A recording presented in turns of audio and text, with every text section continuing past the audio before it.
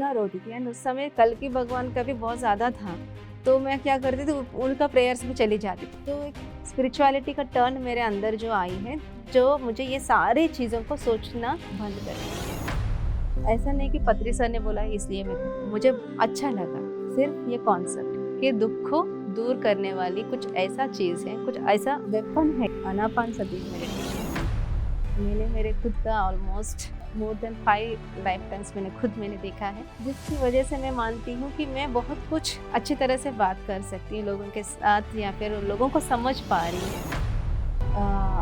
जंगल के अंदर, बीचों बीच जंगल के अंदर बहुत छोटा सा गुफा था, जिसके अंदर सिर्फ शिव जी का जप हो रहा था। मैं देख रही थी, I saw him very literally कि मैं ही हूँ वो। सो वो जो जप कर रहा था, योगी जो है, yes it's me, I am one of the योगी। ये मैंने एक्सपीरियंस किया है। मेरे वासलेफ ने मुझे कुछ ऐसे कॉन्शियसनेस को जागृत किया है जो कि मैं बाहर ढूंढ रही थी, वो मेरे अंदर ही मैंने देखना शुरू किया, यानी इनर जर्नी मैंने करना शुरू की है। मैंने ठान लिया कि ये ड्रीम एनालिसिस क्या होता है सीखना है।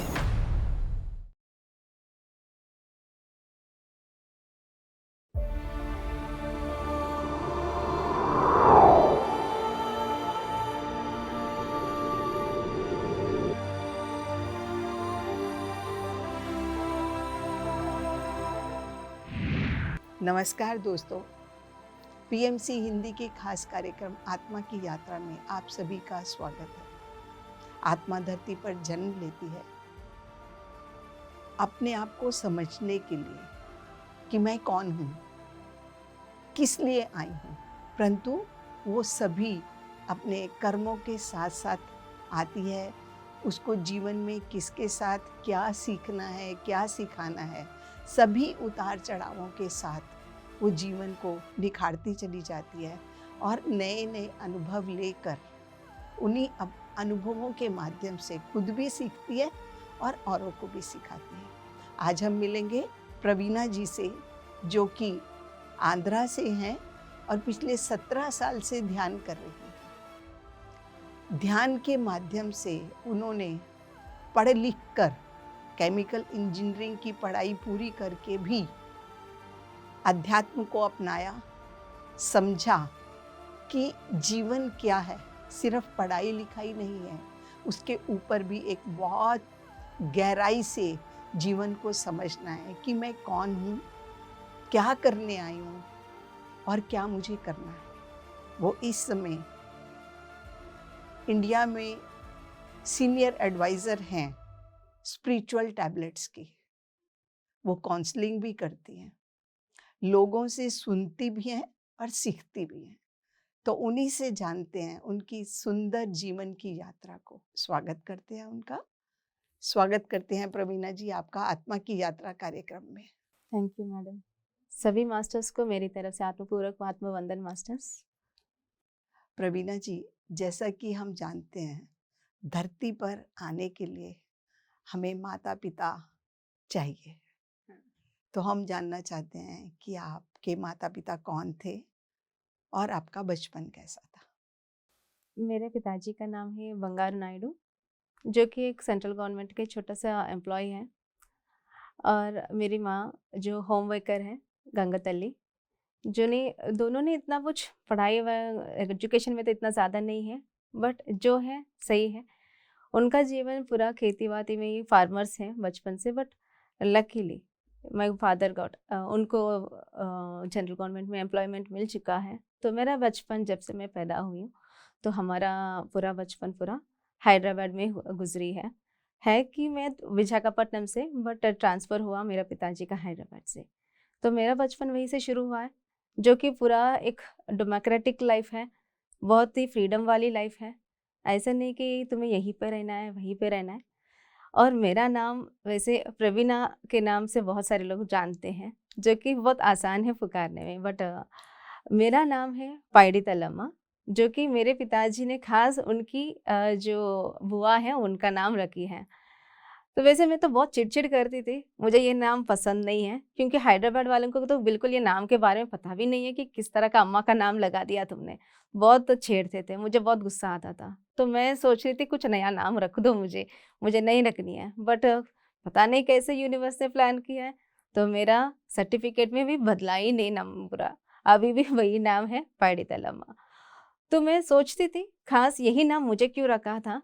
एंड मेरा दीदी का नाम हेमलता है जो फैंसी है, और मेरा भाई का नाम है वासु। तो मेरे एक बड़ी बहन है और छोटी भाई है, तो हम 3 हैं। तो जो फ्रीडम मुझे दिया गया है वो दोनों को मिला नहीं। तो ये मुझे बहुत सरप्राइजिंग वाला है। मेरे पिताजी ने बचपन से मेरा ये एक ऐसा ख्याल रखा है कि कहीं पे भी मैं जाना चाहती हूँ, किसी के साथ मेरा जर्नी जाना है, जैसे कि मुझे कोई समर कैंप्स चर्च में जाना है तो बचपन में हम जाते थे। अगर कोई मुस्लिम लोगों के साथ मुझे जाना है तो छोड़ देते थे, चलो जाओ, तुम्हें मर्जी है, तुम जा सकती हो। तो ऐसा ही मैंने बहुत कुछ बचपन में ना हर कोई, ऐसा नहीं कि इनके साथ ही खेलना है, उनके साथ ही खेलना है।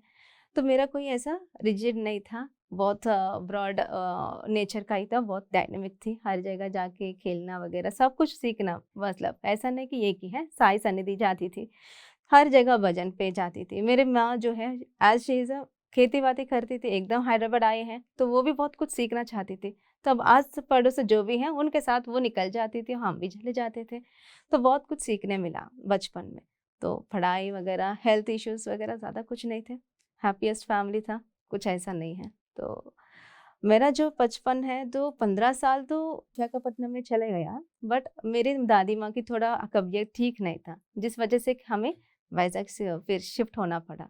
जहाँ से मेरा लाइफ टर्निंग मैं मानती हूँ कि एक स्पिरिचुअल बीज जो है तो मेरा छोटा-छोटा फ्रीडम के साथ मेरा स्पिरिचुअल टर्निंग तो हुआ है, बट एक्चुअली 7th क्लास से मेरा स्पिरिचुअलिटी में थोड़ा बहुत मेरा सीडिंग होना शुरू हुआ है।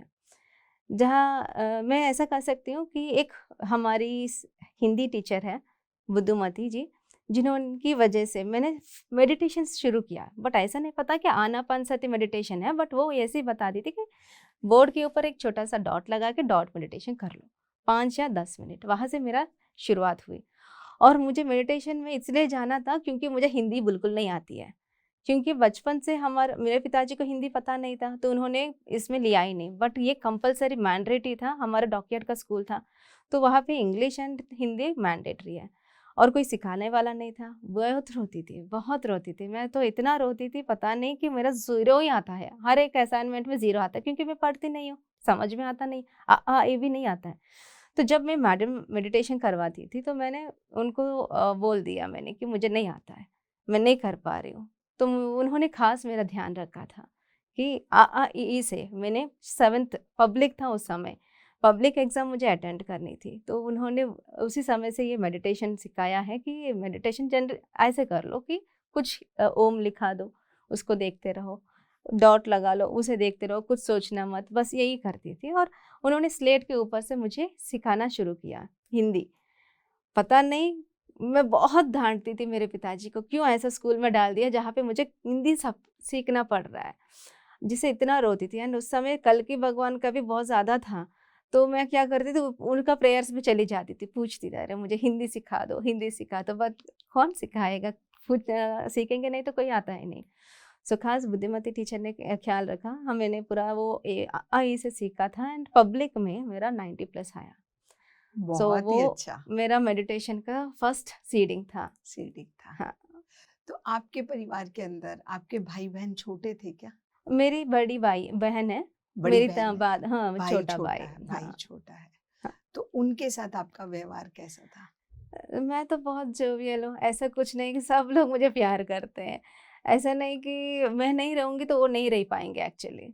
बीच में हूँ, तो उसके लिए भी बहुत मस्ती मेरी बहन मेरा ख़्याल बहुत रखती है, केयरिंग पर्सन है। मेरा भाई भी बहुत ख़्याल रखता है, देखता है कि छोटी दीदी के पास बहुत फ्रीडम मिलता है उसको। वो जेलसी करते थे आपसे? नहीं, नहीं, कोई नहीं। भी जेलसी नहीं था। ऐसे ही, बट उनको लगता है कि बड़ी है, लड़की है, तो उनको थोड़ा वो क्या बोलते हैं, जब वो पैदा हुई थी तब से मेरी बड़ी बहन को थोड़ा फ्रीडम कम था। उसको एक स्ट्रिक्ट तरह उन्होंने ट्रीट करना शुरू किया as a caring person. But मेरा इंग्लिश मीडियम था, उनका तेलुगु मीडियम। ये फ़र्क आ गई थी कि मुझे क्यों तेलुगु मीडियम में डाल दिया, उसको क्यों इंग्लिश मीडियम में डाल दिया। तो सिचुएशंस ऐसे थे, ऐसा नहीं कि ख़ास उनको तेलुगु मीडियम में डालना था, बट सिचुएशन वहाँ पे डोमिनेट कर लिया तो उनको सीट नहीं मिली, मुझे मिल गई। तो ऐसा मेरा होता है, बट कोई जेलसी वगैरह कुछ नहीं है। तो आपके परिवार में बचपन से कोई पाठ पूजा, भक्ति, नाम स्मरण कुछ ऐसा होता था? बचपन से यानी वही हिंदी, जब से हैदराबाद निकल गए हैं तब से मेरी माँ हर किसी को देखती थी, नेबर्स को ही, कोई हमारे परिवार यानी गांव में तो इतना पूजा पाठ वगैरह कुछ नहीं होते हैं। जनरली जो गांव माता होती है उनका ही पूजा होते हैं, तो वो होता है तो होता है, नहीं तो नहीं, बस खेती का काम कर लो और कुछ ज़्यादा नहीं होती है। बट हैदराबाद आने के बाद मेरी माँ ने बहुत कुछ सीखा है, कि बहुत व्रत रखना शुरू किया उसने, फास्टिंग करना सीखा है, कार्तिक मास का खास ये रखा है, तो हमको भी करवा देती है। तो है ऐसा कि एक नियम के तरह वो जाना चाहती थी, तो हमें भी वैसी तरह पालन किया उसने। आपको भी वो करना अच्छा लगता था? अच्छा लगता था, बहुत अच्छा लगता था। ऐसा नहीं कि सुबह-सुबह उठो, ठंडा पानी रह लो। तो अय्यप्पा स्वामी का माला भी मैंने एक्चुअली लिया था बिफोर 5th क्लास यानी 4th क्लास में। तो इस तरह बहुत कुछ करते थे। हमारा एक कम्युनिटी था, जैसे कि मैंने बताया मेरा पिताजी का सेंट्रल गवर्नमेंट के साथ एम्प्लॉय थे। भले ही छोटे जॉब था, बट हमारे एक कम्युनिटी है, वहाँ पे डिफेंस लैबोरेटरीज़ का एक क्वार्टर्स है, जहाँ पे हर एक तरह का, हर एक नॉर्थ इंडियंस थे, साउथ इंडियंस थे, ऐसा नहीं थी एक ही तरह का रिलीजन का फेस्टिवल होता है। वहाँ पे हर एक फेस्टिवल बहुत ही बढ़िया से सेलिब्रेट करते हैं, सब लोग मिलके करते हैं। जहाँ पे मुझे ये ग्रुप कॉन्शियसनेस का ना बहुत ही आनंद लगता था वहाँ पे। ऐसा नहीं कि एक फैमिली था, सब लोग कौन कहाँ से हैं किसी को पता ही नहीं है। मैं सिर्फ वहीं पे हर किसी के साथ जाती हूँ, वो तो मेरा फ्रीडम है ही बचपन से। तो वैसे ही तो सब कुछ ऐसा ही है। प्रवीणा जी, जैसे कि अभी आप बता रही थी कि 7th में हाँ। जब आपके स्थान चेंज हुआ और आपके हिंदी का एक नया चैलेंज आया हाँ। और आपने उस चैलेंज को पार किया, हाँ। तभी आज आप हमारे साथ हिंदी बोल पा रही हैं। सच्ची में, सच्ची में अब तब तक मुझे पता ही नहीं है क्यों मुझे हिंदी सिखाया जा रहा था इतना ज़ोर से कि मुझे बिल्कुल आता ही नहीं थे। बट अभी मुझे ऐसा लग रहा था कि यस, मैंने इतना कुछ, कम से कम 10 साल से मैं हिंदी में ही ध्यान प्रचार कर रही हूँ। तेलुगु में तो प्रचार नहीं करती हूँ कहीं पे भी, सिर्फ मैं घर पे रहती हूँ। जब मैं नॉर्थ इंडिया आती हूँ तो हर किसी को मैं ध्यान के बारे में समझा पा रही हूँ, उनके परेशानी के बारे में समझा पा रही हूँ। मेरा कम्युनिकेशन डेवलप होने लगी है, जिसके माध्यम से ही मैं इतना कुछ स्पिरिचुअली ग्रोथ ले पा रही हूँ। अब हम आपसे जानना चाहते हैं प्रवीणा जी कि आगे इसके बाद अगला क्या था जो आपके सीखने के लिए और जीवन में आया? तो है ऐसा ही चला गया मेरा स्कूलिंग तो ऐसा ही, बट अच्छी तरह से कि एक सिस्टमैटिक प्रोसीजर के साथ मैं सोचती कुछ बनूँ। मेरे पिताजी को ऐसा लगता है कि मेरी छोटी बेटी बहुत कुछ कर सकती है, बहुत कुछ कर पाएगी। उनका कुछ ऐसा ही विज़न था, बट उसके हिसाब से ही सब कुछ चल रहा था। बट मेरा जब डिप्लोमा में मैं जॉइन हुई थी, तब से ऑलमोस्ट मेरा शिफ्टिंग होना शुरू हो गया है स्पिरिचुअलिटी का।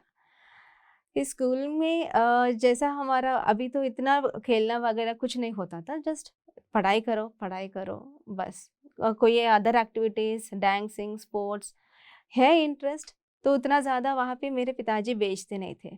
उनको ऐसा लगता है लड़कियों को बाहर ज़्यादा नहीं जाना चाहिए, तो सिर्फ पढ़ाई करो बस वही काफ़ी है फ्रीडम, बट इतना फ्रीडम भी नहीं कि अकेली लड़की कहीं पे भी चले जाओ। तो चलो उतना तो दिया है तो काफ़ी है। तो जो भी स्कूलिंग्स था हमारा नज़दीक ही होता था घर से, कहीं दूर नहीं, कहीं नहीं गए थे, छोड़ के कभी नहीं गए थे। अगर गए हैं तो सिर्फ नानी या दादी के घर। सो यही बॉन्डेज था। फ्रीडम है हमारा, बट इतना फ्रीडम बिल्कुल नहीं है, डायनामिकली तुम चले जाओ। तो डिप्लोमा में मेरा जब क्लासमेट्स के साथ बातचीत होने लगा, मेरा डिपार्टमेंट था केमिकल इंजीनियरिंग, जो कि मुझे इतना 3000 का रैंक मिला मुझे। तो जो कि हमारे यहाँ का सब लोगों का एक, मैं ही अकेली थी जिसको उतना नज़दीक कॉलेज मिलने वाली थी। तो मैंने सोचा कि कौन-सा डिपार्टमेंट लें, तो मेरे पिताजी ने बोला कंप्यूटर साइंस ले लो, दूर भी हो तो जाओ कंप्यूटर साइंस ही लो। तो मुझे जाना नहीं है, उतना दूर नहीं जाना, मुझे नज़दीक ही रहना है, ज़्यादा दूर नहीं चाहिए। तो जो है मैं वही ले लेती हूँ। तो उस समय मुझे पता नहीं केमिकल क्या होता है, केमिकल इंजीनियरिंग क्या होता है। भले मैं तो फिज़िक्स में इतना इंटरेस्ट नहीं थी। बस मुझे मिला, मैं चली गई। पर केमिकल इंजीनियरिंग डिपार्टमेंट का खूबियत यही था कि कोई टेक्स्ट बुक है ही नहीं। वहाँ पे जो कुछ भी पढ़ना है आपको 2-3 टेक्स्ट बुक्स मिला के कर पढ़ना पड़ेगा। जो भी चैप्टर्स लेना है लाइब्रेरी जाओ, पढ़ो, वहाँ से यहाँ पे आंसर्स ले लो। टीचर्स भी हमारे ज़्यादा नहीं थे। कॉन्ट्रैक्ट टीचर्स बीच में कॉलेज में मिले। जब हुआ था 1 सेमेस्टर के बाद एक-एक टीचर आने लगे। एक ही टीचर 3-4 सब्जेक्ट्स ले देते थे, जो कि हमारे ऊपर बहुत बर्डन था। तो हमारे seniors are the gods for us. हमारे हर जगह पे ना रैगिंग ज़्यादा होता था। है हमारे कॉलेज में रैगिंग, बट हमारे सीनियर्स इतना अच्छा ख्याल रखते थे हमारा कि जो भी सब्जेक्ट हमें नहीं मिल रहा है, वो खुद क्लासेस लेते थे। तो यही नहीं, उन्होंने ऐसा सोचा 4 to 5 जनरेशन वाला जो सीनियर्स ने सब मिलके एक छोटा-सा इंस्टीट्यूट शुरू किया है कि केमिकल टीचर्स नहीं मिल रहे हैं, तो भले हम तो हैं, तो हमारे जूनियर्स को हम सपोर्ट करेंगे। तो ऐसे करते-करते उन्होंने एक छोटा-सा ऑर्गेनाइज़ेशन शुरू किया है, सृजनवानी ऑर्गेनाइज़ेशन, जहाँ पे केमिकल स्टूडेंट्स को ही खास ट्यूशन्स करवाते हैं। हर एक कोर सब्जेक्ट्स होते हैं हमारा, जो कि हमें सिर्फ केमिकल ही नहीं, इलेक्ट्रिकल भी समझना है, इलेक्ट्रॉनिक्स भी समझना है, मेटलर्जी समझना है, बहुत सारे डिपार्टमेंट्स के बारे में समझना है, जो कि हमारे टीचर्स के यहाँ से हम नहीं पढ़ पाते थे। तो जब यहाँ मैं सिर्फ पढ़ाई करने के लिए जाती थी, बट वहाँ पे जाने के बाद हमने समझा कि वो सिर्फ यही नहीं, कुछ और सोशल एक्टिविटीज़ भी करते हैं।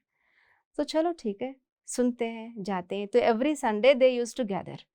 तो मैं भी शुरू कर ली, सिर्फ जाना ही तो है, जाके देखेंगे क्या करेंगे। तो गई वहाँ पे, तो वहाँ पे भी मेडिटेशन करवाते थे। जब भी कोई भी प्रोग्राम हो रहा था तो शुरुआत वो मेडिटेशन से ही करते थे। कोई ना कोई मास्टर को बुलाते थे, मेडिटेशन करवाते थे, कुछ फिलॉसफी बताते थे, एंड उसके बाद केमिकल इंजीनियरिंग का पार्ट होता था। कुछ अलग सा लगा मुझे। तो उसके बाद एक दिन ऐसा हुआ कि अनाथ आश्रम लेके जा रहे थे, एक दिन वृद्धाश्रम, कभी-कभी ब्लड कैंप्स लगाते थे। और ऐसा हुआ कि हमारा बैच होने के बाद विलेज अडॉप्ट भी करना शुरू किया उन लोगों ने। सभी लोग अपना-अपना फाइनेंस भी खुद ही लिया था, खुद ही करा सब कुछ ऑर्गेनाइजेशन डेवलपमेंट के लिए। बहुत अच्छा लगा मुझे कि अरे ऐसा जनरेशन कहाँ पे है? इतना यूथ है। तो मैंने सबको यही देखा था कि कॉलेज बंक करो, यहाँ पे जाओ, मूवी देखो, घूमो फिरो, ऐसा ही मैंने देखा।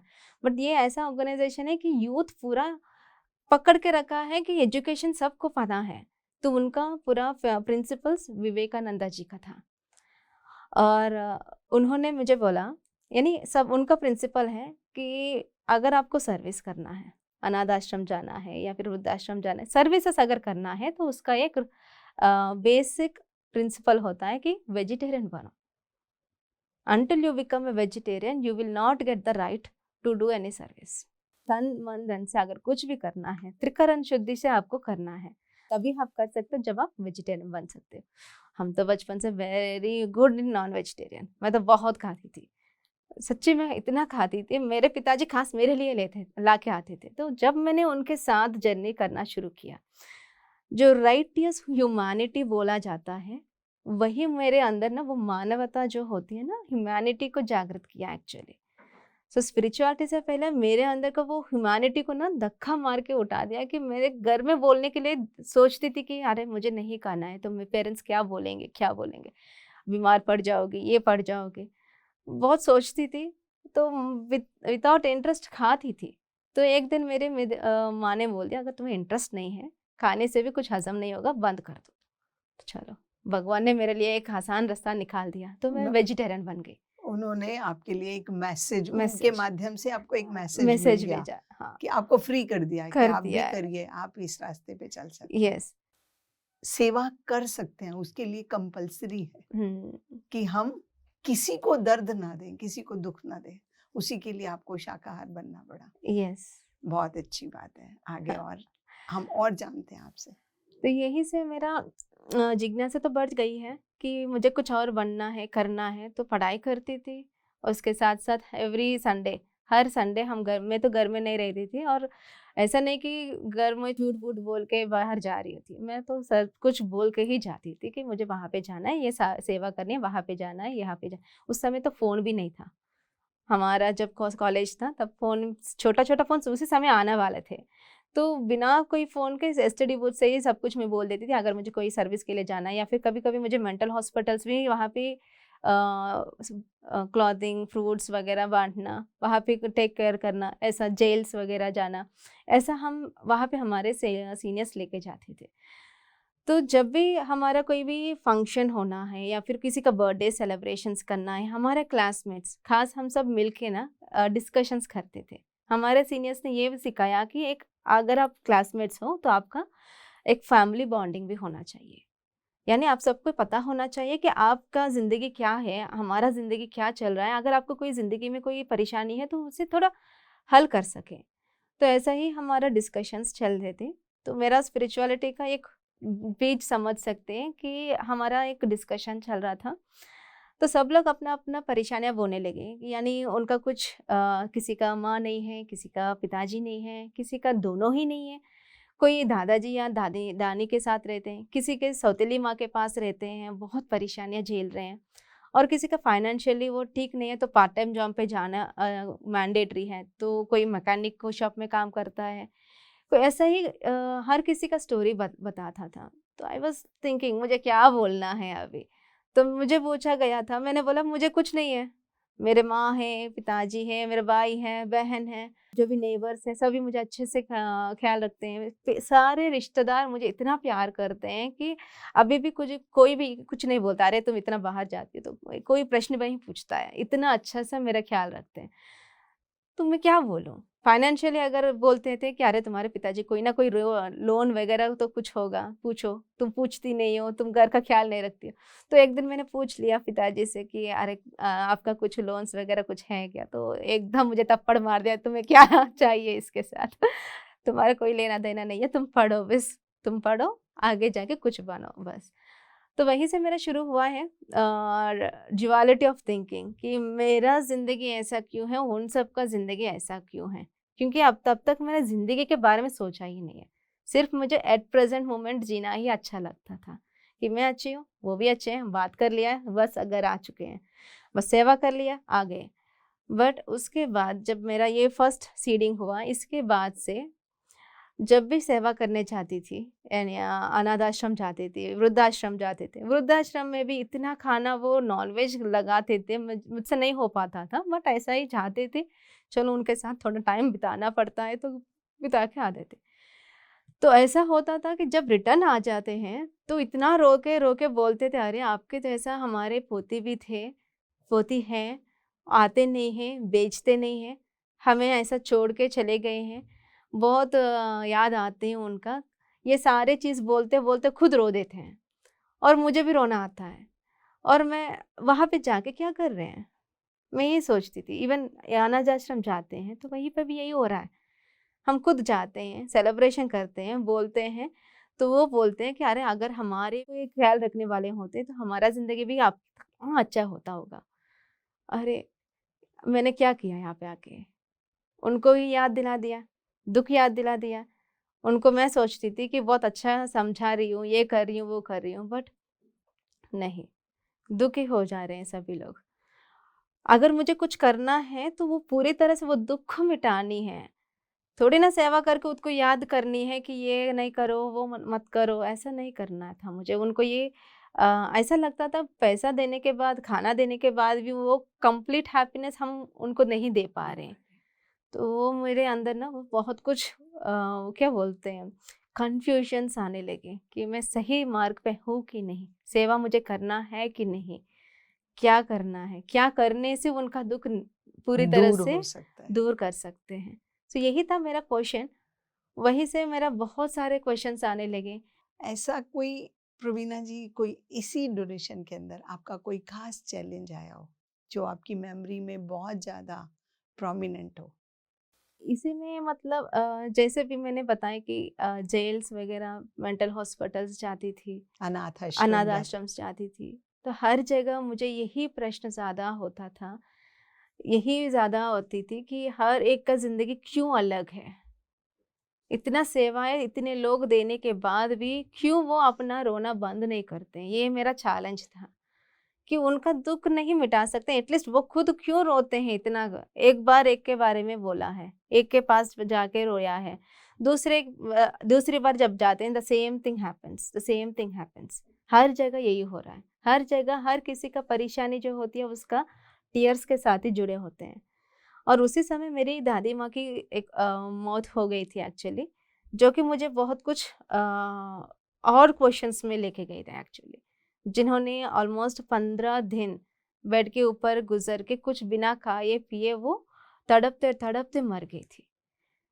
तो जो मुझे बहुत सोचने में मजबूर किया है कि क्यों ऐसा मरते हैं, अगर मरना है तो ऐसे मर जा सकते हैं ना, क्यों ऐसा दर्द लेके मर जाते हैं।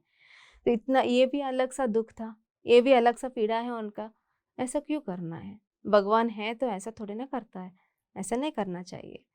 तो यही सिनेरियो जो हमारा ज़िंदगी में होने, आई मीन ऑलमोस्ट मेरा 16 से 17 का चेंज हुआ था मेरा एज। तो तभी ये सारे विचार ना बहुत ज़्यादा मेरे ऊपर ज़ोर करने लगे हैं कि क्या है ये चीज़, क्या है, ऐसा क्यों है, क्या यही नियम है क्या, कुछ प्रिंसिपल्स होते हैं, वही प्रिंसिपल्स हैं क्या, सही क्या है एक्चुअली, ये मुझे ना पता नहीं चलता था। और मैंने जैसे बताया है कि इस ऑर्गेनाइजेशन में कोई भी आता है वहाँ पे मेडिटेशन सिखा के चले जाते हैं। कोई ओम शांति से आता है, कोई ब्रह्म कुमारी से आता है, कोई बोलते हैं ओम नमः शिवाय बोलो, ओम गायत्री आई नमः बोलो, गायत्री मंत्र जप करने के लिए बोलते हैं, कोई ऐसा करने के लिए बोलता है। इतना कंफ्यूज हो गई थी मैं, मेडिटेशन करना है तो क्या है एक्चुअली, मुझे क्या करना है। तो ये सारी चीज़ें मुझे ना एक लूप में लेके आ गई। तो उसी समय मेरा जैसे कि केमिकल इंजीनियरिंग में हमारा 1 साल का अप्रेंटिस ट्रेनिंग होता है कंपनीज़ में, जो कि मेरा स्टील प्लांट और बीएचपीवी कंपनी में हुआ था। तो वहीं पे मेरा ये स्पिरिचुअलिटी का नया मोड़ या फिर कंप्लीट स्टैंड-अप मैं बता सकती हूँ, मेरा स्पिरिचुअल जर्नी का मूल जो आधार फाउंडेशन है, आधार वहाँ हाँ, पे वहाँ है। पे मिला है मुझे। प्रवीणा जी, जैसे कि आपकी लाइफ में आप क्वेश्चनों के साथ घिरी हुई थी, हाँ, कभी किसी का दुख है, ये दुख क्यों है, फिर भी आप सेवा भी कर रही थी, बट उससे उनकी दर्द बढ़ जाती थी। हाँ, उनको पुरानी मेमोरीज अपनी याद आ जाती थी, या आपको देख के उनको लगता था कि उनके भी परिवार में बच्चे ऐसे होने चाहिए। हाँ। तो आपके पास जो इतना दुख, दर्द, चाहे किसी भी कारण आ रहा था, आपकी जीवन के अंदर एक आशा की किरण, जिसको प्रकाश बोलते हैं, कब और कैसे आया? जैसे कि मैंने बताई है, मेरे कॉलिंग से ही सब कुछ जुड़ा है। कंटिन्यूएशन जो भी है वहीं पे मिला मुझे। यानी जैसे कि मेरा कॉलेज से ही मेरा अप्रेंटिस ट्रेनिंग शुरू हुआ है, जहाँ पे मैंने पहला बीएचपीवी कंपनी में जॉइन हुई हूँ। And I am very happy कि मैं वहाँ पे ऐसे मैनेजर के साथ मेरा जर्नी था जो लहरी महेशय का फॉलोअर थे। मैंने उनका साथ जैसे कि हमारा टेक्निकल ट्रेनिंग होता है, वो भी मैं हमें सिखाते थे। उसके साथ-साथ वो हमें एक मैगज़ीन दिखाई देते थे कि पढ़ो, टाइम है ना, अभी पढ़ लो, अभी काम नहीं है, पढ़ो। तो वो मैगज़ीन था श्री राम प्रभा, जहाँ पे बहुत सारे ऐसे स्पिरिचुअल टास्क के बारे में, कॉन्सेप्ट्स के बारे में बताते थे कि मुझे बहुत अच्छा लगने लगा एक्चुअली। मुझे कभी किसी ने वो बताया ही नहीं। बचपन से या फिर अभी जो सेवा में गई थी, तो वहाँ पे सिर्फ़ सोशल वैल्यूज़ ह्यूमैनिटी इसके बारे में बताते रहते थे। बट कुछ ऐसे चीज़ें जो वहीं से आई थिंक आत्मा के बारे में मैंने सुना था, उनके ही बुक्स के साथ। तो ये जर्नी क्या था, क्या है? उनका भी मेडिटेशन ही है, तो वो मेडिटेशन ऐसे ही करते थे, आनापानसती तो नहीं है और प्राणायाम के साथ होता था। तो चलो ठीक है, कुछ भी हो तो कुछ स्पिरिचुअलिटी है ही। तो अच्छा लगा एंड उनके साथ-साथ पैरेलली मेरे ज़िंदगी में मेरी दोस्त एक है जिसने मुझे आनापानसती ध्यान का इंट्रोडक्शन करवाई थी। जिसकी वजह से मुझे जो मेरे प्रश्न हैं एक्चुअली कि ये दर्द क्या होता है, क्यों होता है, इतने दुख क्यों हैं, हर एक का ज़िंदगी ऐसा क्यों है, क्यों इसका अंत नहीं होता है, हर किसी का क्यों ऐसा ज़िंदगियाँ बदलते रहते हैं। एंड इनके बीच में मैं इतना दयालु थी कि जो भी बीच में बच्चे आते हैं ना भीख मांगने के लिए, तो उनको भी मैं अडॉप्ट करने की सोचती थी कि हमारा आश्रम है, वहाँ पे स्कूलिंग में भी डाल दूँ। तो वो बच्चे ऐसे थे कि आते नहीं थे और वो बोलते नहीं नहीं नहीं हमें काम करना है, यही काम करना है, बस इसी करना है, अगर आपको देना है तो पैसा दे दो। तो मुझे लगा ऐसे क्यों होते हैं ये लोग, अगर उनको अच्छी तरह से ज़िंदगी देने वाले हैं तो व्हाई दे डोंट कम। तो चलो यही बहुत सारे थे। तो एक स्पिरिचुअलिटी का टर्न मेरे अंदर जो आई है, जो मुझे ये सारी चीज़ों को सोचना बंद कर दी। जैसे कि अभी मैंने सोशल सर्विस का सोच मैंने बंद कर दिया है, तो वैसे मेरे स्पिरिचुअलिटी बढ़ने शुरू हो गई है। तो उसी माध्यम जैसे कि मैंने मेरे दोस्त के बारे में बताई है, जो कि मेरा क्लासमेट भी नहीं थी, कॉलेज में भी कभी हमने देखा ही नहीं, बट यहाँ पे मिल गई थी। जो मेटलर्जी की डिपार्टमेंट है हमारा, उसका बहुत डिफरेंस था। सिर्फ कैंटीन में खाते समय मिलते थे। बट एक दिन ऐसा था कि वो बहुत दिन के बाद मिली है और बहुत दुखी मिली है, और कुछ और दिन के बाद इतने हँसती-खुलती दिखी है कि मैंने पूछा उस समय क्यों इतना दुखी थी? बीच में क्यों नहीं आई है? अभी क्यों इतना हँसते-फुसते हुआ? क्या हुआ तुम्हारे ज़िंदगी में? तो तब तक हमारे किसी को भी पता ही नहीं था कि उसके जीवन में क्या बदलाव हुए थे। तो जब मैंने ज़बरदस्ती पूछने लगी, तो उसने बोलने लगी कि 2 महीने के पहले उनकी माँ और पिताजी दोनों जब तिरुपति आए थे, वहाँ से जब लौटे थे, लौटते समय उनका एक्सीडेंट हुआ और दोनों का स्पॉट डेथ हो गई। एंड इसकी वजह से वो इकलौती लड़की थी जो कोई है ही नहीं ब्रदर और सिस्टर जो उसको संभाल सके। तो इसलिए वो बहुत डिप्रेशन में चली गई, खुद को बांध के रख गई। 2 महीने वो घर में ही है। और उनकी जो बड़ी माँ है, उनकी ज़बरदस्ती की वजह से वो फिर से कंपनी में आना शुरू की ट्रेनिंग में। पर आती थी बट बहुत मायूस थी। तो लक ये है कि मेरे पास लहरी महाशय का मैनेजर था, उसी तरह उनके जो मैनेजर हैं वो पिरामिड मास्टर थे। तो उन्होंने उनको देखा, क्यों आप ऐसा क्यों उदासी क्यों होते हो? क्यों रोती हो? क्यों क्यों क्या हो रहा है? तो उन्होंने समझाया कि उनके घर के पास एक पिरामिड सेंटर है गाजुआ का, जो कि जगदीश्वरी मैडम ने शुरू किया है, वहाँ का बहुत बड़ी पिरामिड मास्टर है। तो वहाँ पे जाओ, मेडिटेशन करो, तुम्हें बहुत अच्छा लगेगा, तुम तुम्हारे माँ-बाप से भी बात कर सकती हो। चलो उसने मेडिटेशन किया और बहुत ज़्यादा मेडिटेशन करती थी। उसने बोला कि वो जब भी टेम्पल पे भी जाती है तो मेडिटेशन करना शुरू की उसने। तो उसका एक्सपीरियंस ऐसा था कि उसने मेडिटेशन में उनकी माँ के साथ बात करना शुरू की। She got started receiving messages. तो मुझे बहुत शौक लगा, ऐसे कैसे हो सकता है? ऐसा हो सकता भी है क्या? तो ये मेडिटेशन है तो सिर्फ मेडिटेशन कंसंट्रेशन बढ़ाने के लिए या फिर मेमोरी पावर इंक्रीज़ कर यह यही तो मैंने सीखा था, पढ़ाई के लिए यूज़ होता है। बट ये क्या चीज़ है जो सोल के बारे में बोल रहा है? मुझे कभी मैंने सुना ही नहीं है। और ये जो स्पिरिचुअलिटी बुक्स में मैंने पढ़ा है सोल के बारे में, यानी कुछ यात्रा होता है वही, बस इतना पता है बस, और कुछ नहीं पता है। तो यहाँ से मेरा ज़िंदगी में ये जो लाइटनिंग प्रोसेस है शुरू होने लगी। मेरे अंदर जिज्ञासा शुरू होने लगी है। अगर इसकी दुःख मिट गई, तो हर किसी का दुःख मिट जाएगा। सच्चे में अगर माँ और पिताजी दोनों भी नहीं हैं, फिर भी ये खुश हैं, तो अनाथ बच्चे भी हैं, तो वो भी मेडिटेशन करें, तो उनको भी अच्छी तरह से दुःख से वो बाहर आ जाएँगे, अपना ज़िंदगी अच्छा-सा जी लेंगे ना। और जो भी बच्चे नहीं हैं, तो बुज़ुर्ग भी उनका दुःख की ज़रूरत नहीं है। अगर सच्ची में उनको भी ये दिखता है, तो मुझे बोलना है तो मुझे पहले देखना है, मुझे करना है। तो मैंने पूछना शुरू किया, मुझे लेके जाओ, मुझे भी कुछ करना है, देखना है। तो मैं गई थी उनके साथ। हर दिन हम प्रोग्राम होने के बाद हमारा जो ड्यूटी था, वहाँ पे होने के बाद शाम के 5 बजे से लेकर 7 बजे तक हम जाते थे पिरामिड सेंटर और बैठते थे। वो खुद जाती थी, मेडिटेशन करके आती थी। वो कर लेती मेडिटेशन। मुझे पता नहीं है मेडिटेशन क्या करना है। सिर्फ़ उसके साथ सपोर्ट के लिए चाहिए सेंटर पे, और सिर्फ़ वहाँ पे बाहर बैठती थी कुछ दिन। कुछ दिन के बाद मैं अंदर जाना शुरू की मैंने पिरामिड सेंटर के अंदर। वहाँ पे पिरामिड के नीचे बैठना शुरू की। पता नहीं है मेडिटेशन क्या करना है, ऐसा ही है कि डॉट करो, ओम करो, ये करो, वो करो। तो एक दिन ऑलमोस्ट 5 या 6 दिन होने के बाद मेरे फर्स्ट गुरु हैं रविशंकर जी, जिन्होंने मुझे देख के बताया कि तुम क्या कर रही हो? मैंने बोला मेडिटेशन कर रही हूँ। तुम मेडिटेशन नहीं कर रही हो, कुछ जाप-वाप कुछ कर रही हो, ये नहीं करना है। तो उन्होंने मुझे सिखाया है कि अगर तुम पिरामिड के नीचे बैठी हो तो श्वास के साथ एक होना सीखना है, श्वास के साथ जुड़ना है। तो वो जो मेडिटेशन है आनापानसति, वहाँ से मेरा शुरू हुई है। तो उनसे मैंने बहुत कुछ सीखना शुरू किए, जो कि पिरामिड यंग मास्टर्स एसोसिएशन के मास्टर थे। सो गाजुवा का पिरामिड सेंटर में हर एक यंग मास्टर्स, जैसे कि मैंने सृजनवाणी में देखा था यंग मास्टर्स इतना सेवा कर रहे हैं, उससे ज़्यादा यहाँ पे यंग मास्टर्स इतने अच्छे अच्छे बुक्स पढ़ने लगे।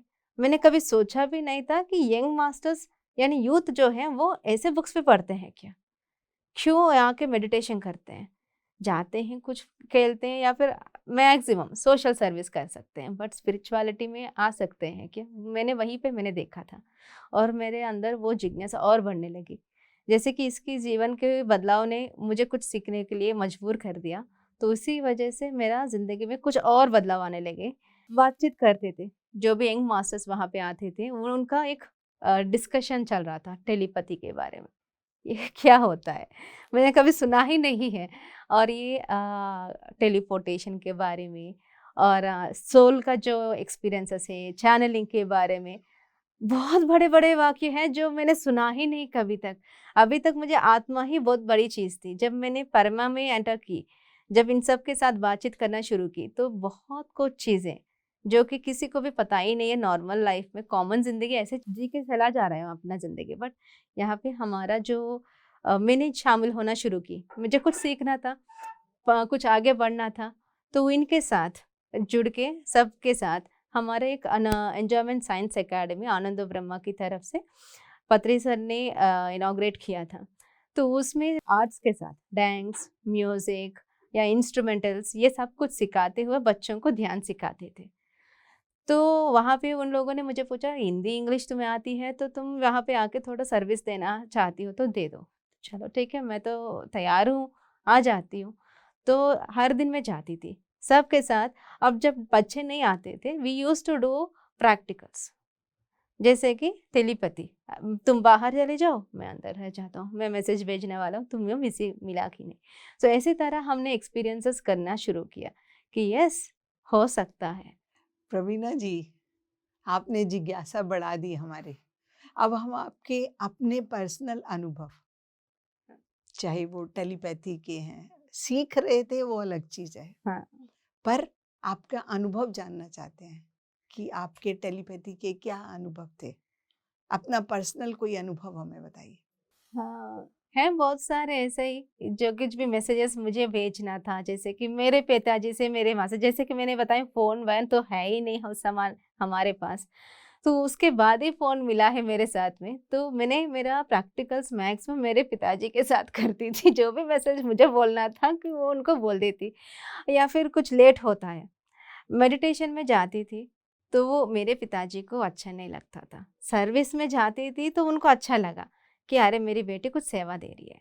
अभी जब मैंने बोला कि मेडिटेशन सीखने के लिए ही जा रही हूँ, तो उनको ऐसा लगा कि बहुत गलत रास्ते में जा रही है मेरी बेटी। तो उनको मनाना मेरा बहुत बड़ा टास्क था एक्चुअली। हर किसी चीज़ के लिए मुझे कभी कुछ बोला नहीं, बट मेडिटेशन के लिए जब आया था बात, वो मेरे लिए बहुत कठिन सिचुएशन था कि उनको बिना बोले ही मुझे जाना पड़ रहा था। सो मेडिटेशन तो उनको बिना बोले ही चली जाती थी। बट जब पत्री सर का प्रोग्राम्स पे जाना है, तो उनको मुझे कन्विंस करना बहुत बड़ी बात था। तो जब मैंने बुक्स पढ़ना शुरू किया, यू फॉरएवर बेसिकली उसमें मैंने ये चीज़ें पढ़ना शुरू की, प्रैक्टिकल्स करनी लगी, तो मैंने मैसेज मेरे पिताजी को ही भेजा है कि मुझे एक अच्छे काम में जाना है, मुझे कुछ सीखना है, कुछ मुझे समझना था। तो पहली बार उसी दिन मुझे उन्होंने कुछ नहीं बोला है, सिर्फ एक्सेप्ट करके अंदर लेके जाए। उसके पहले दिन आई थिंक 1 हफ्ते पहले जब मैं सर्विस में गई थी, तो वहाँ पे जब आ गई तो बहुत लेट हो गई, तो बहुत मारा उन्हें उन्हें मुझे। ऐसे मैंने कभी सोचा नहीं कि वो मारेंगे और घर के बाहर ही मुझे 1 घंटा के लिए छोड़ दें, बहुत बड़ा पनिशमेंट मिला मुझे ओनली बिकॉज़ ऑफ मेडिटेशन। तो उसके बाद मैंने सोचा कि नहीं, मेरे पिताजी को कन्वे करना ही पड़ेगा मुझे। फिज़िकली उनको समझ में नहीं आ रहा है, तो सोल लेवल पर तो हो सकता है, तो let us give a message. मैं क्यों नहीं ट्राई करूँगी? तो मैंने ट्राई किया, इट वाज़ सक्सेसफुल। जो कुछ भी हमें बोलना है, फिज़िकली बोलने की कोई ज़रूरत नहीं है, माइंड वेव्स तो है ही, यूज़ इट। तो बेंटी शाइन का बुक है ये, माइंड वेव्स। तो मैंने पढ़ा, I tried my self, telepathic connectivity हो सकती है। मैसेज ऐसे ही नहीं, बहुत कुछ चीज़ें थे जो मुझे कन्विंस करना है, तो I will send my message through telepathic way. ज़्यादा बातचीत मैं नहीं करती हूँ, I will not convince anybody, I will just give you a message. जब उसको आना है वो आ जाता है। सो इसी तरह मेरा ज़िंदगी में बहुत सारे मिरेकल्स हुए हैं जो मुझे स्पिरिचुअलिटी में समझने में, मेरे ज़िंदगी को समझने में बहुत सहायता हुई है। सो इसी तरह मेरा चालू हो गई है स्पिरिचुअलिटी, आनंद ब्रह्मा के साथ जुड़ी, पायमा के साथ जुड़ी, और उसके बाद पत्री सर के साथ जो भी प्रोग्राम्स होते थे, दूर दूर से ही, नज़दीक में कभी नहीं गई, दूर दूर से जाती थी। बोलते हैं तो 5 मिनट का मेडिटेशन करवाऊंगा, पर ज़्यादा पत्री सर आधा घंटा हो जाएगा, 1.5 घंटा हो जाएगा, पता नहीं चलता था। तो जिसकी वजह से मुझे बहुत मारपीट पड़ने लगा कि मैं सोचती 5 मिनट ही बोल रहे हैं पत्री सर, मेडिटेशन करके चली जाऊंगी। नहीं, आधा घंटा कब हुआ पता नहीं चलता, 1 घंटा भी हो गया, उसके बाद मुझे ना घर पे जाके वो डांट लेना पड़ता है। सो ऐसे ही बहुत सारी रैलीज में मैंने शामिल होना शुरू कर दी। शाकाहार रैली में, पिरामिड पार्टी का जो उद्भव हुआ था उसका रैलीज में है भी मैंने पार्ट लिया है। सो ऐसा ही हर जगह पे, बिना, ऐसा नहीं कि पत्री सर ने बोला है इसलिए मैं कर रही हूँ, मुझे अच्छा लगा सिर्फ ये कॉन्सेप्ट कि दुख को दूर करने वाली कुछ ऐसा चीज़ है, कुछ ऐसा वेपन है ये, जो पारंपरिक से भी कुछ नहीं हो पा रहा है। तो ये अगर आ जाएगा आपकी ज़िंदगी में मेडिटेशन, आनापानसति मेडिटेशन, कि वो अगर आपने अपना लिया है, खुद को जाना है, खुद को ये सारी चीज़ें समझ में आए कि मेटाफिजिक्स कुछ है, स्पिरिचुअल साइंस कुछ है, तो ज़िंदगी कुछ और ही होती है।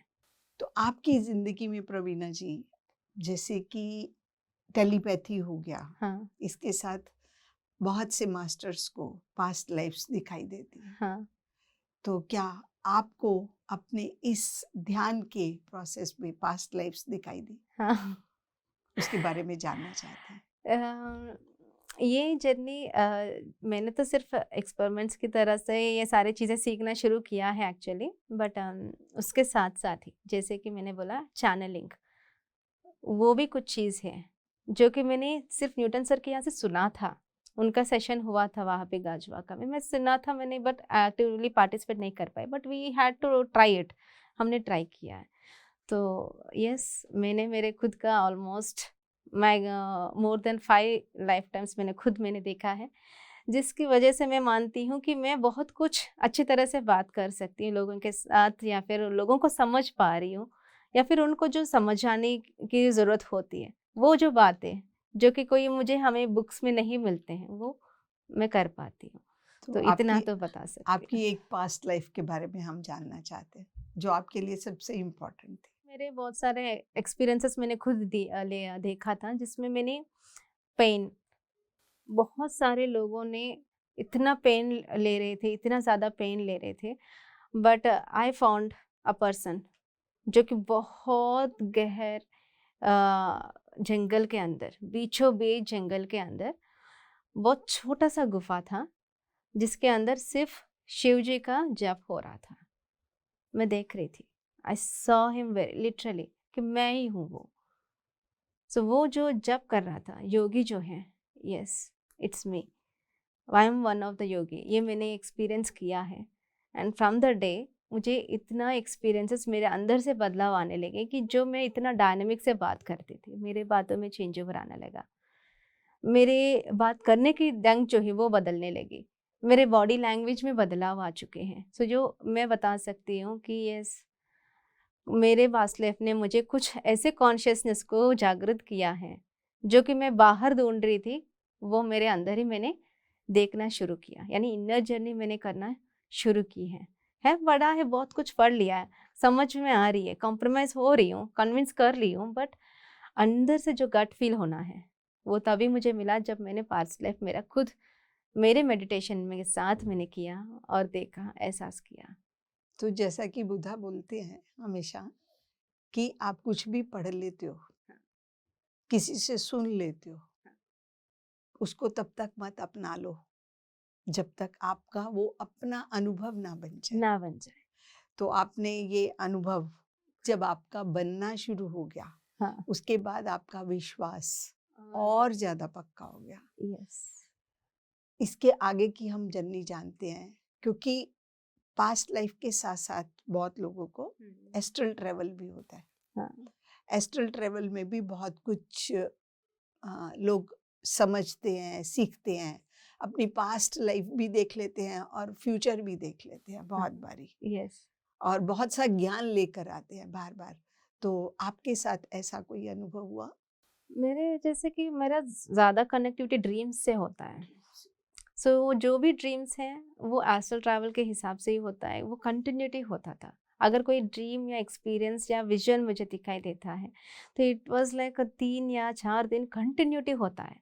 अगर आज कट हो गई तो next tomorrow it will be continuing, ऐसा नहीं। क्योंकि जैसे कि मैंने बताई है कि मैं मेडिटेशन में आई हूँ, एक्सपेरिमेंट्स कर रही हूँ, इतना ही नहीं है। मेरा जो फ्री टाइम था, स्टील प्लांट का कंपनी में मैं जब फैक्ट्री में गई थी तो वहाँ पे ज़्यादा टाइम नहीं मिलता था कि काम करो, सिर्फ आपको खाली बैठना था। So I started making myself मौन।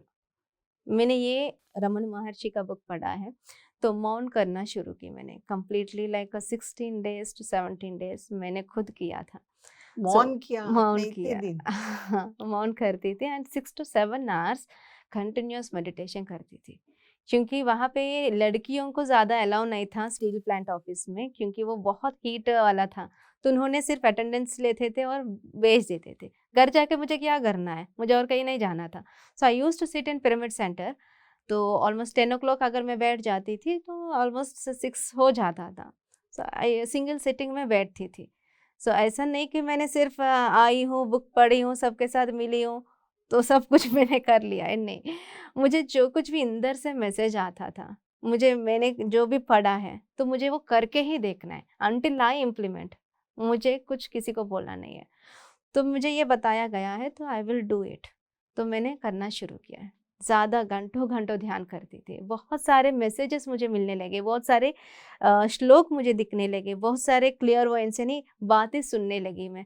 बहुत सारे अच्छे-अच्छे एक्सपीरियंसेस आने लगे। मैंने खुद पास्ट लाइफ रिग्रेशंस में मैं खुद कर भी था, मैं भी करती थी एंड मैं खुद एक्सपीरियंस करती थी। तो इसकी वजह यही है कि मेडिटेशन ज़्यादा करते थे एंड मौन ज़्यादा रखती थी।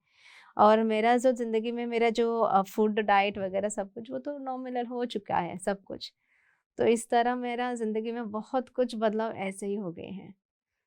प्रवीणा जी, जैसा कि अभी आप बता रही थी कि आप घंटों घंटों ध्यान करती थी, हाँ, समय का सदुपयोग, कि अगर वहाँ पर नहीं हुआ तो आप पिरामिड में आकर ध्यान करती थी, बुक्स पढ़ती थी। हाँ। तो इसका प्रभाव आपके जीवन पे क्या पड़ा?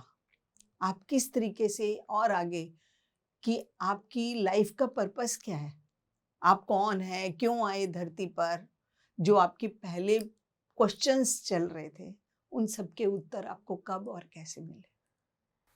जैसे कि मुझे उत्तर तो मिल चुके हैं, पर अभी मुझे कुछ करना है, बट पता नहीं क्या करना है, कैसे करना है। तो है मेडिटेशन करती हूँ, सब कुछ करती हूँ, सब कुछ समझ में आ गया है। बट आसान ज़िंदगी के लिए और लोगों को समझाने की तरीका क्या होता है, वो मुझे समझ में नहीं आया था। तभी मुझे परिचय हुई है डॉक्टर जीके सर की वाइफ हैं, स्पिरिचुअल टैबलेट के फाउंडर जो डॉक्टर जीके हैं, उनका वाइफ पद्मावती जी हैं, जो डांस सिखाती थी। जो सिखाने के लिए यहाँ पे हमारे सेंटर आती थी, मंजामन साइंस एकेडमी। तो उनसे मुलाकात हुई और उनका और हमारा घर जो है वो नज़दीक पड़ता था, तो मैं उनके साथ चलती थी। तो इसी दौरान जब भी हम ट्रैवल करते थे उनके साथ, तो उन्होंने बताना शुरू किया कि मेडिटेशन क्या एग्जैक्टली है, जो पत्री सर ने उनको सिखाया है। पत्री सर का कुछ ऐसे कॉन्सेप्ट्स थे जो मुझे बहुत अच्छे लगे। तो पत्री सर का एक-एक कॉन्सेप्ट के बारे में उन्होंने बताना शुरू किया, जैसे कि योग परंपरा क्या है, आत्मशास्त्र क्या है, उनके शब्द के हिसाब से, मीट कॉन्सेप्ट क्या है, ईसीडब्ल्यू एग्जैक्टली। तब तक मुझे पता ही नहीं है ईसीडब्ल्यू क्या चीज़ है, कि क्या कर रहा है, पिरामिड सोसाइटी क्या कर रहा है, ये मुझे पता नहीं है। सिर्फ मुझे अच्छा लगता था कि ये कॉन्सेप्ट्स अच्छे हैं, ये करना है, वो करना है। बट जब मैंने उनके साथ मेरा जर्नी शुरू हुआ है, तब मुझे लगा कि अरे इतना कुछ करना क्या ज़रूरत है। तो इसी के लिए कि एग्जैक्टली मुझे समझना था कि पत्री सर का विजन क्या है। तो सुबह-सुबह मैं उनके घर निकल जाती थी, 6 ओ क्लॉक। उनके घर चली जाती थी, हर दिन पूछती थी, ये कॉन्सेप्ट बताइए, कुछ और कॉन्सेप्ट बताइए। इसी दौरान तो मेरा मुलाकात डॉक्टर जीके सर के साथ हुआ है, कि मैं हर दिन उनके साथ जाती थी, डांस सीखती थी, मैं भी कुचिपुड़ी डांस सीखती थी। तो मेरे लिए टाइम नहीं मिलता था, कंपनी को जाना है, मुझे मेडिटेशन के लिए टाइम मिला, तो एवरी मॉर्निंग मैं चली जाती थी, वहीं पे नज़दीक है कुचिपुड़ी मास्टर डॉक्टर साई कुमार है। तो मैं रैंक्स की सीखती थी, उनके पास जाके वो मेडिटेशन का की पॉइंट्स जो हैं वो भी सीखती थी। और उनके घर में मैंने खास ये देखा था कि वो और उनकी बेटी और जीके सर ही नहीं थे, उनके घर में और 5-6 लोग थे। मैंने पूछा कि वो लोग कौन हैं? तो मैडम ने बताया कि वो जीके सर के वो स्टूडेंट्स हैं। स्टूडेंट्स को कोई घर में रखते हैं क्या? तो नहीं रखते हैं, हमारा सर यही करते हैं, लेके आ जाते हैं हर किसी को घर पे, उनको सबको मुझे खाना खिलाना पड़ता है। तो हर दिन उनका काम ये होता है कि खुद वो घर का भी काम करो, उन सबका भी खाना पकाओ, ये करो वो करो। तो मुझे बहुत ऐसा लगा कि अरे उनको सपोर्ट नहीं है, तो मैं कुछ सपोर्ट करती हूँ। तो मैं उनके साथ किचन में भी हेल्प करती थी और मेडिटेशन का क्लासेस के बारे में भी सुनती थी, क्योंकि उस समय मुझे कोई टेप रिकॉर्डर नहीं है, सीडी नहीं है, वीसीआर नहीं है, मोबाइल नहीं है, बुक्स नहीं है, कुछ भी नहीं है। बस मुझे जानना है, सीखना है, पता करनी है, तो मैं उनके घर चली जाती थी। तभी मेरा मुलाकात तो हो गई डॉक्टर जीके सर के साथ कि वो उन्होंने पूछा कि हमारा एक सेंटर चालू हो रहा है एंड उसी समय ऐसा हुआ कि एंजॉयमेंट साइंस एकेडमी का जो हमने शुरू किया तो वो क्लोज कर दिया हमने, कोई रीजंस थे। तो सेम पोजीशन जीके सर ने पूछा, तुम्हें हिंदी इंग्लिश आता है तो क्या तुम पार्ट टाइम जॉब हमारे इसमें काम कर सकती हो क्या? तो मैंने सोचा कि क्या करें, और मैंने पूछा क्या करना है? तो उन्होंने बताया कि एक छोटा सा पिरामिड सेंटर होगा जहाँ पे पेशेंट्स आएंगे, उनका नाम लिखना पड़ेगा। तो मैंने सोचा एक छोटा सा क्लिनिक होगा, तो ठीक है जाएंगे। 5 से 9 बजे तक मुझे जाना था, तो वो पेड भी करने वाले थे। अच्छा बात है, कुछ पैसे भी मिल जाएंगे तो मेरा खुद का खर्चा निकल जाएंगे। तो मेरे फादर ने ओके बोल दिया, पार्ट टाइम जाना करना है तो कर लो।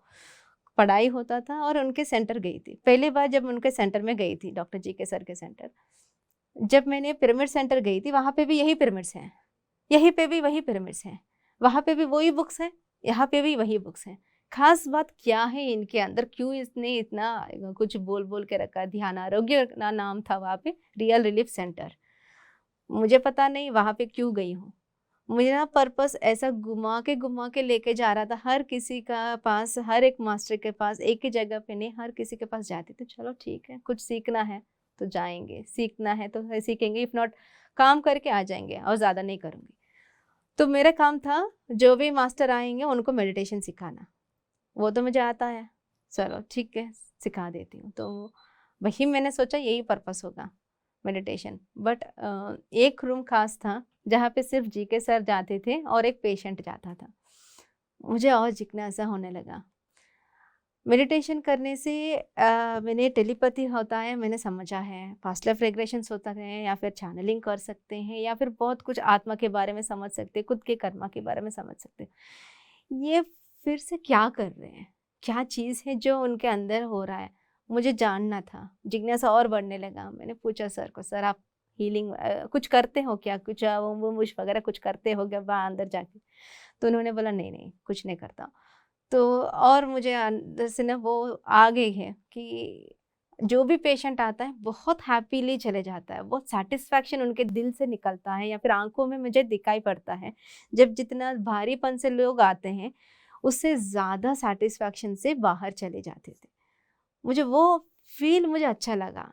यस, मुझे ये फील के लिए कुछ करना है। मुझे ये फील अच्छा लगा कि एक सेटिस्फैक्शन के साथ कोई आदमी हमारे पास से आके चले जाता है। That is the best thing that I need, I want it. तो वो कैसे उन्होंने किया है मुझे वो सीखना था। तो पूछा मैंने, तो बार बार पूछने के बाद सर ने बोला कि यहाँ पे बुक्स हैं वो पढ़ लो। ठीक है, मैंने ऑलरेडी आधा बुक्स पढ़ लिया है, तो आधा बुक्स और कुछ हैं, ओशो सर के बहुत सारे बुक्स हैं, वो भी मुझे पढ़ना था, और रामपा जी का भी बुक्स थे, वो भी पढ़ना है, तो पढ़ लूँगी। तो रिसेप्शनिस्ट का काम ही तो है, और कोई बड़ा काम तो नहीं है, तो पढ़ती थी और कुछ नहीं करती थी। पढ़ने के बाद मैंने पूछा अभी क्या है बताइए? बुक्स हैं, नॉलेज है, अभी क्या करना है? तो उस समय 3 दिन का वर्कशॉप, 1 डे वर्कशॉप ऐसे करते थे। स्पिरिचुअल टैबलेट्स ही ध्यान आरोग्य था, ध्यान आरोग्य ही रियल रिलीफ सेंटर था। तो रियल रिलीफ सेंटर की तरफ से वर्कशॉप्स करते थे। तो यही वर्कशॉप के दौरान मुझे, मेरे जैसे कि मेडिटेशन ज़्यादा होता था, टाइम मेरा ज़्यादा उपयोगी होता है, कहीं पे भी मैं टाइम वेस्ट नहीं करती हूँ। अगर करना है तो कॉलेज जाओ, पढ़ाई करो, सेंटर आओ, सेंटर पे अपना ड्यूटी करो, घर जाओ, सो जाओ, बस और कुछ नहीं। तो मेरे और भी एक्सपीरियंसेस आने लगे, मेडिटेशन में और भी एक्सपीरियंसेस आने लगे। तो सर को मैं बोलती रहती थी, मेरा ड्रीम एक्सपीरियंसेस ज़्यादा होने लगे हैं। तो मैंने सुना था कि doctor GK sir dream expert हैं, ड्रीम्स बोलते हैं तो उसका डिकोडिंग ज़्यादा करते हैं और बहुत कुछ बोलते हैं। बट क्या सीखना है, ये सारी चीज़ें मुझे पता ही नहीं है। कुछ अलग ही है ज़िंदगी में, कुछ नया सुनने में मिला एक्चुअली मुझे। तो जो उसी दौरान तो मैंने सर के साथ बात करना, कभी-कभी ऐसा होता था कि ना रात ज़्यादा हो जाता है, 9 तक मुझे होना पड़ता है, पेशेंट्स अगर ज़्यादा हो जाते हैं तो 10 भी हो जाता था। सो सर मुझे अकेला छोड़ते नहीं थे, मुझे घर पे छोड़ के जाते थे। जब ये जर्नी होता है, बिल्कुल जी के सर किसी को मिलते नहीं हैं, कोई भी दिन कहीं पे रहेंगे, कैसे रहेंगे ये किसी को पता ही नहीं चलता था। जब मुझे पता चला ये सारी चीज़ जीके इज़ समथिंग, तो सर को पकड़ना पड़ेगा, पूछना पड़ेगा, करना पड़ेगा, मुझे सीखना है कुछ। तो मैंने ठान लिया कि ये ड्रीम एनालिसिस क्या होता है, सीखना है, कुछ नया है। मैंने ये सिर्फ यू फॉरएवर में पढ़ा है ड्रीम के बारे में, बट एनालिसिस होता है, उसका कोडिंग होता है, डिकोडिंग होता है, बहुत अच्छा लगा मुझे। तो उसके बाद ही मैंने ये सारी चीज़ें समझने लगी कि अच्छा लगा मुझे कि मैसेजेस ऐसे भी मिलते हैं, ड्रीम्स से भी मिलते हैं। मैंने सिर्फ पास्ट लाइफ रिग्रेशन ही, मैंने पास्ट लाइफ से ऐसे कुछ एस्ट्रल ट्रैवलिंग वगैरह मुझे पता था, बट उसके साथ जीके सर का जो डीलिंग था वो ऐसा था कि संसार में निर्वाण कैसा होना चाहिए, कि उन्होंने मुझे पहले होम विजिट्स के लिए भेजना शुरू किया। आपने एक नई सीढ़ी चढ़ी, अब आप उसके शिखर तक पहुंचना चाहते थे। आप उसको और ज्ञान चाहिए, पूरी समझ चाहिए कि ड्रीम्स क्या होते हैं।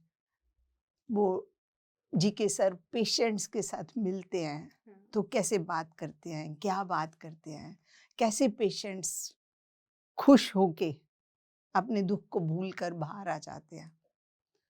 तो प्रवीणा जी, हम और अच्छे तरीके से जानेंगे कि आपने अपने जीवन में और क्या-क्या कुछ सीखा और कैसे अपने नए रास्ते खोजे।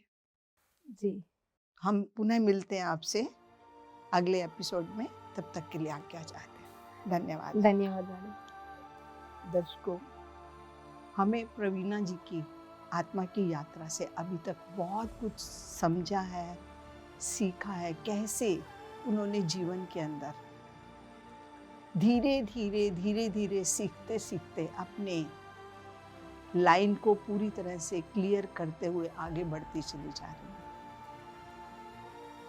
सेवा से उन्होंने शुरू किया, फिर ज्ञान से शुरू किया, अब और गहराई तक कि दुख क्यों है, दुख का परिवर्तन सुख में कैसे होता है। जब हम ध्यान करते हैं उसके माध्यम से हमें ज्ञान मिलता है और आंतरिक ज्ञान हमें इस लहजे तक आगे ले जाता है कि हम बहुत कुछ समझते हैं। अभी प्रवीणा जी की जिंदगी में किस प्रकार संसार में निर्वाण कैसे होता है, उसमें भी बहुत से चैलेंजेस हैं। तो बने रहिए हमारे साथ अगले एपिसोड में, तब तक के लिए आज्ञा चाहते हैं। धन्यवाद। एक छोटे बच्चा का केस था।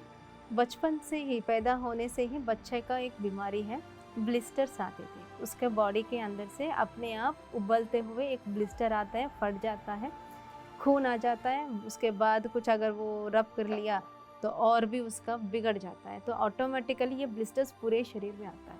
किसी ने उनको रिफ़र किया है, काउंसलिंग कर लो, कुछ ऐसा स्पिरिचुअल टैबलेट्स हैं। तो मेरे पास वो केस आया। उनके घर में 2 बुज़ुर्ग हैं, जो उनकी सास है, उनकी मदर है और उनका हस्बैंड है और जो एक बड़ा बेटा भी है। तो उसको घर भी चलाना पड़ता है, उन दोनों को सेवा भी करना पड़ता है। एंड मोस्टली ये जो बच्चा है, इसको पलक झपकते ही वो कुछ भी कर सकता है, क्योंकि उसका mentally he is not active. वो कुछ पता नहीं है, तो वो कुछ भी कर सकता है। एक बार अगर एक छोटा बच्चा रोता है तो कितना तकलीफ हमें लगता है। और एक माँ इस तरह स्थिति में उसने देखा है, बेटे को सामने देखते हुए कैसे वो मेडिटेशन करता है।